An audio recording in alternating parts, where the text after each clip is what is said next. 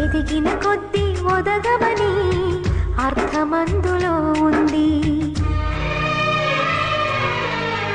అపజయాలు కలిగిన చోటే గెలుపు పిలుపు వినిపిస్తుంది.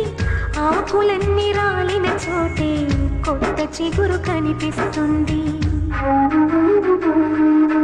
మౌనంగానే ఎదగమని ఈ మొక్క నీకు చెబుతుంది. ఎదిగిన కొద్దీ ఒదగమని అర్థమందులో ఉంది. అపజయాలు కలిగిన చోటే గెలుపు పిలుపు వినిపిస్తుంది. ఆకులన్నీ రాలిన చోటే కొత్త చిగురు కనిపిస్తుంది.